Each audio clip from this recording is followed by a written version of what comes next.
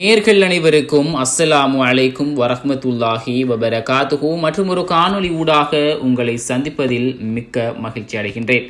இன்றைய நவீன உலகில் இன்று இருக்கின்ற இஸ்லாமிய இளைஞர்கள் மாட்டை கடித்து ஆட்டை கடித்து கடைசியில் மார்க்க விடயத்தில் விளையாடக்கூடியவர்களாக மாறியிருக்கின்றார்கள். அஸ்தக்ஃபிருல்லாஹ்.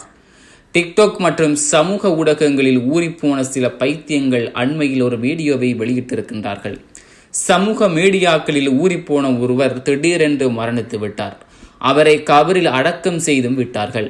அப்போதும் கூட சமூக மீடியாக்களில் அவர் ஆக்டிவாக இருக்கின்றார் என்பதை உணர்த்துவதற்காகவே இந்த வீடியோவை அவர்கள் பதிவு செய்திருக்கின்றார்கள். இன்றைய சமூகம் எந்த விடயத்தில் இறுதியாக கை வைத்திருக்கின்றார்கள் என்பதை பார்ப்பீர்களா? ஒரு மனிதன் மரணித்ததன் பின்பு அவனுடைய அடுத்த கட்ட வாழ்க்கைக்கு ஒரு ஊன்றுகோலாக இருப்பதுதான் இந்த கபர்.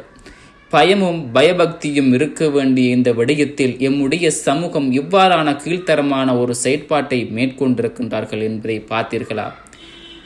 எனவேதான் அன்பார்ந்த இஸ்லாமிய சகோதர சகோதரிகளே, இன்றைய காலகட்டத்தில் நம் சமூகம் எந்த அளவுக்கு சீர்கட்டு போய்கொண்டிருக்கிறது என்று நாம் சமூக வலைத்தளங்களில் அதிகமாக பார்க்கின்றோம்.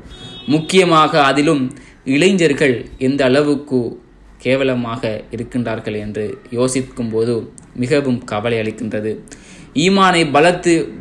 ஈமானை பற்றி பிடிக்கக்கூடிய இளைஞர்கள் இன்றைய காலகட்டத்தில் இஸ்லாத்தை மறந்து, இஸ்லாமிய மார்க்கத்தை மறந்து, இறைவனை மறந்து பல கேவலமான விடயங்களை செய்து கொண்டிருக்கிறார்கள். அன்பார்ந்த உறவுகளே, எல்லாம் வல்ல இறைவன் நம் சகோதர சகோதரிகளை பாதுகாக்க வேண்டும்.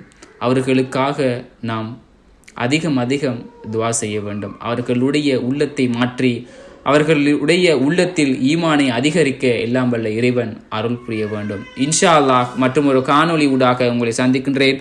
அஸ்ஸலாமு அலைக்கும் வரஹ்மத்துல்லாஹி வபரகாத்துஹு.